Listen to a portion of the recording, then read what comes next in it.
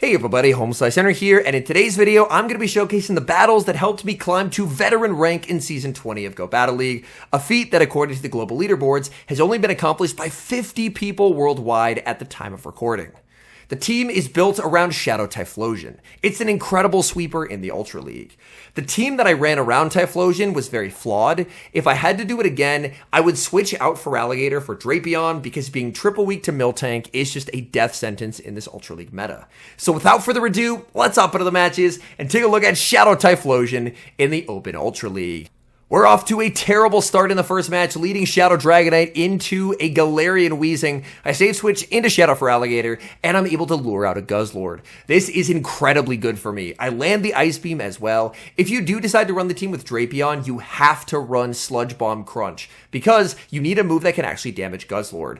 I frame drop quite severely there, but I'm luckily still able to get the Hydro Cannon. One thing to note, the game state was terrible during these games, so you're going to notice me lagging and frame dropping quite a bit. The good news is that didn't really impact me into losing any games. It just made it for a generally frustrating experience. I send in Typhlosion in the back. They have an incredibly cool Pokemon. They have Galarian Moltres. Galarian Moltres is going to be firing off the Ancient Power. I will commit the shield, farm to 100, and then be able to pick up a knockout with a Thunder Punch. This game is still not yet over. I think it's going to come down to a bait call.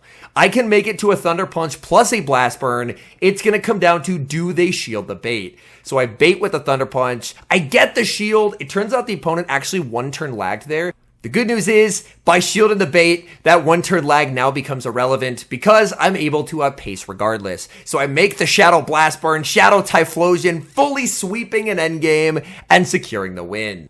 We've got a massive problem on our hands in the next match, and its name is Miltank. For this team, I kind of just threw together 3 Shadow Pokemon, and then upon seeing the Miltank, realized I had made a massive mistake. This right here is the reason why this team is not something I would recommend. I tried for the Ice Beam catch, I don't get it, and in comes Virizion. I should never shield here. What I'm going to do is a big misplay, and I'm going to explain why. A Leaf Blade is survivable for Feraligatr, which means that I can land an Ice Beam, tank the Leaf Blade, and do nice damage. But if I shield, I'm trying to preserve health, and to do so, I have to double shield the Feraligatr, and that leaves my Typhlosion shieldless, which is normally a recipe for disaster. Opponent brings in Feraligatr, I'm going to fire off the Hydro, and if I want any chance to win the game, I have to bait back out the Miltank. In comes Dragonite, they immediately switch into the Miltank, and they're not going to let me get any more Dragon Breath as they knock out with an Ice Beam. I'm going to bring in Feraligatr. Feraligatr does not get KO'd by a Body Slam. This is still not looking the greatest, though. If they just save shields for Gator, I am completely lost in this matchup. I'll fire off the Hydro. Opponent shields the Hydro. Since they don't know the third, they're looking to preserve Miltank. And by letting me get this Hydro, they have sealed their fate. I can aggressively switch into Typhlosion, and now I can outpace their Feraligatr. They can't aggressively switch it in. They just have to hope that 2 rollouts and 2 Body Slams KO, and judging by the damage the first of each did, it's not going to. So Typhlosion gets to land a Thunder Punch onto Shadow Feraligatr. Fire types counter water types confirmed, and we're able to take that win.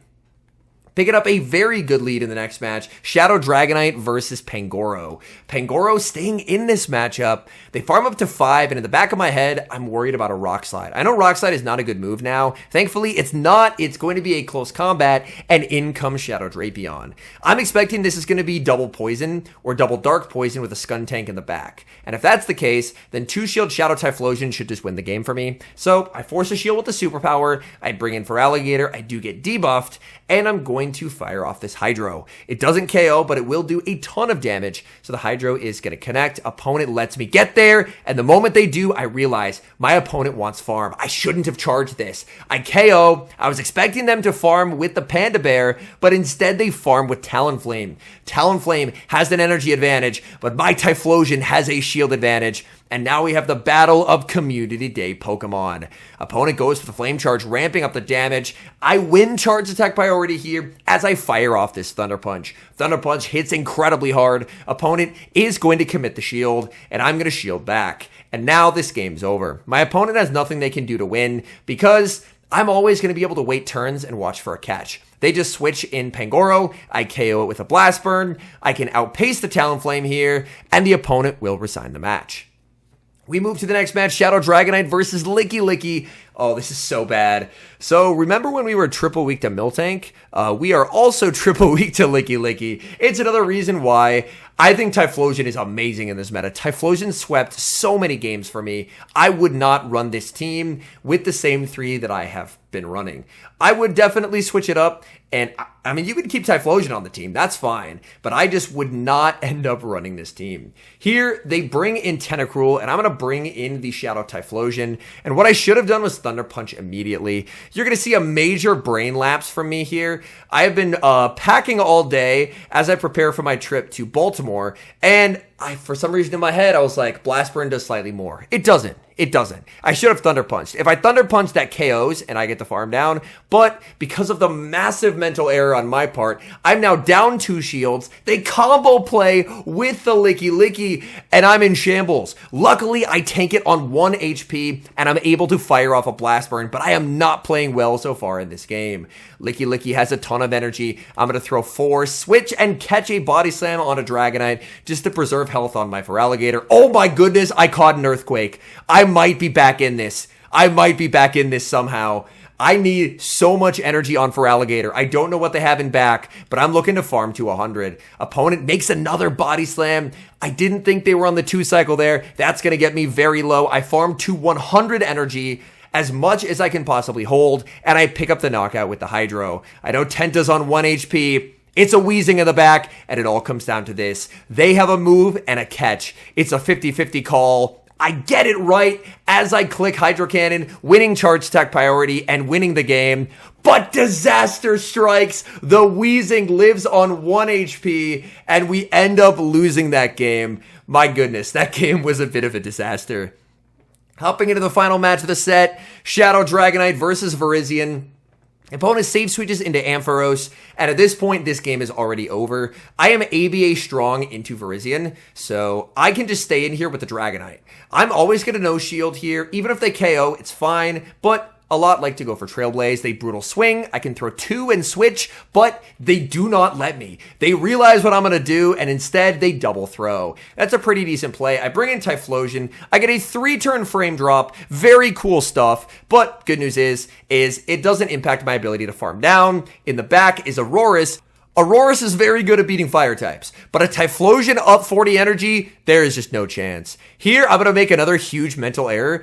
In my head, I know it's 8-7, but for a moment, I was like, why are they throwing on 7? Is it 7? I don't want to lose to no shielding a Meteor Beam, so I end up shielding something that can only be a Weather Ball. Good news is, Blast Burn, still going to one-shot, and we're able to take the win. But as you can see, I'm winning games because Typhlosion is amazing, but I am not playing well. And after this, that was the whole set that I did hit Veteran on, and now I'm just going to showcase some random games from earlier sets. So I end up picking up a pretty solid lead here, the Shadow Dragonite into the Tentacruel. Tentacruel is going to farm up a ton of energy, and for me, I like to never ever respect this move. Tentacruel is going to fire off a Scald. The Scald will connect. I make the Dragon Claw. It's caught onto Zygarde. Okay, this is very fine, because I get to keep my Typhlosion away from the Zygarde. I'm farming up, and I'm not baiting. I'm going straight for the Ice Beam. I want to punish a no-shield here from the opponent. Ice Beam into the Zygarde does get shielded. Zygarde does not build up to an Earthquake. Zygarde, if you're not going to build up to an Earthquake, I'm not going to shield. I'm going to be able to get to an Ice Beam and just put so much pressure onto this Zygarde. Zygarde gives up the final shield as well, and I should be in a pretty decent position. I bring in Typhlosion. Frame drop again, but good news is I still get my move through. They're going to switch out into Tentacruel here. I thought that I could farm down with the Dragonite, but I was incorrect. So a bit of a misplay by me. I should have just stayed in, shielded, and farmed down, but I should still be in an okay spot. In comes the Zygarde, and I'm actually going to go for an undercharge here. I believe they are still 2 off a move. So I get the perfect undercharge, but they were 1 off a move. Oh my goodness, my head is just not in these battles today. Crunch is going to connect. I'm so low. In comes Gliscor, and I've lost. Unfortunately, Gliscor is going to be able to outpace me here, but wait. Wing Attack got nerfed, which means Aerial Ace is 6 now instead of 5. Typhlosion outpaces Gliscor in shambles post Wing Attack nerf, and I win a game that I had no business winning. Terrible lead in the next match as I end up leading Dragonite into Clefable. Clefable is a really unfun Pokemon to play against because of the baiting mind games. A Swift does almost no damage, but a Moonblast landing would hurt. They no shield, I no shield, I get hit with a Moonblast, in comes a Dragon Breath Giratina. Very good for me to bait this out, but definitely not ideal, as if I'd shielded the Moonblast, I would have been in a significantly better position. I bring in the Dragonite, but since they're Dragon Breath, they can actually Dragon Claw and farm me all the way down. There's one way that I see myself winning this game, and that is if 4 Incinerates from Typhlosion KO Giratina. Giratina, if I KO in 2, will not make another move, and up 80 energy, I should be in a good spot. So I go for it, they tank it on 1, and there is just not really much of anything I can beat in the back now. In the back, the opponent, show it to me. They have Feraligatr, so if I had 80 stored energy, if I had back-to-back Thunder Punches, that game is just a win. But unfortunately, I just couldn't get the farm down. Great lead in the next match, Dragonite versus a Talonflame. They save switch into Licky Licky. And again, just do not run a team that is triple weak to Licky Licky and Miltank. This was a massive oversight in team building on my part. Learn from my mistakes. Typhlosion is amazing, but do not run this team.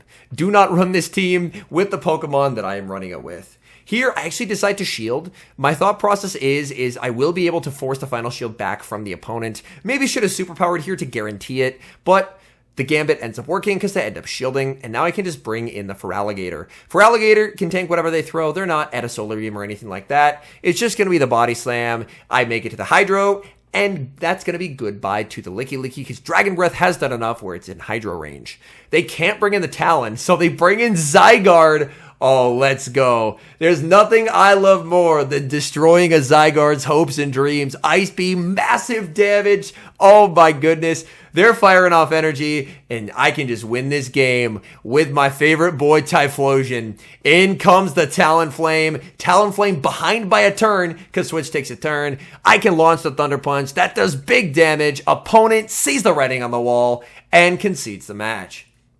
We've got a Dragonite Mirror in the next match. I always go for the Dragon Claw right away. This time, I lose Charge Attack priority. If I don't have Switch advantage, then I need energy on Typhlosion. So I'm going to bring Typhlosion into a Dragon type, fully farm it down, and exit up 40 energy. In comes Feraligatr, and this is not a good matchup for Feraligatr. I can spam out these Thunder Punches, shadow on shadow. This is going to inflict some massive damage to my opponent.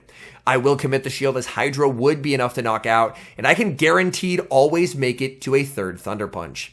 If they shield, I'm just going to look to switch here. I don't want to stay in, so I switch, get energy on my Feraligatr. In the back is Cobalion, and I should be in a winning position, if I'm not mistaken. So I will fire off the Hydro. Hydro is going to get them low. Opponent does have enough for a Stone Edge. The correct play is to Stone Edge here. It does more than a Sacred Sword. They do go for the right play, and I'm going to overfarm as much as I possibly can. This puts me very low, but I should still be able to tank a Shadow Claw if I'm not mistaken. It'll be very close. I do live the Shadow Claw, and that guarantees me this victory because Hydro Cannon, I mean, we've seen how much damage a Thunder Punch does to a Feraligatr, right? That is way, way, way more damage than I needed for a Thunder Punch to KO. Honestly, Thunder Punch would have come pretty close to KOing if I didn't land the Hydro, but the Hydro landing just guarantees it. Down goes Feraligatr, and Energy Lead Typhlosion is just a menace. Hopping into the final match, Shadow Dragonite versus Virizion. They save switch into Ampharos. Is this the same team that I played earlier? If it is, I will happily accept my free win. Same game plan as before. I'm just never shielding the Dragonite. I'm more than happy just to let this go. Brutal Swing, as we've seen, I barely don't get KO'd by. They Trailblaze there. Trailblaze is going to boost up the Volt Switch damage. I'm going to no-shield the Brutal Swing and just go for farm on Typhlosion. Typhlosion takes quite a bit from the Volt Switches, and it is the same team. I don't know who made a video on this team, but thank you. I very much appreciate it, because Typhlosion just absolutely farms this entire team. Aurorus is only going to make one move. This time they actually do build up to a Meteor Beam, so I will respect it. But there's just no way for Virizion to win the game. Go Battle League has one parting gift for us on this day, and that's another frame drop. I throw in perfect timing, but they sneak anyway. Good news is the game was already over, and we're able to take that match. All in all, Shadow Typhlosion I think is amazing in the current Open Ultra League meta. Its energy proves to be very flexible, even if it's stuck against dragons. Almost nothing in the format wants to take a Shadow Blast burn. As I mentioned at the start, I would not recommend using this team around it. This team, I really had to compensate for a lot of its weaknesses by making some very aggressive plays, mainly due to the fact that you're just triple weak to stuff like Miltank and Licky Licky, which I don't think is long-term viable for a team. So overall, moral of the story, Shadow Typhlosion, amazing. Would in fact recommend. I mean, as we can see, the results speak for themselves. Like one of the first 100 people to hit veteran in season 20 of Pokemon Go Battle League, but I would just run some different Pokemon with it, and I think you'll end up having some pretty nice results. Anyways, thank you guys so much for watching. If you're enjoying the content, make sure to leave a like and subscribe to the channel if you haven't. And a special thank you as always to our members here on YouTube. The support guys provide is sincerely appreciated. So thank you guys oh so very much. And until next time, I've been HomeSliceHenry.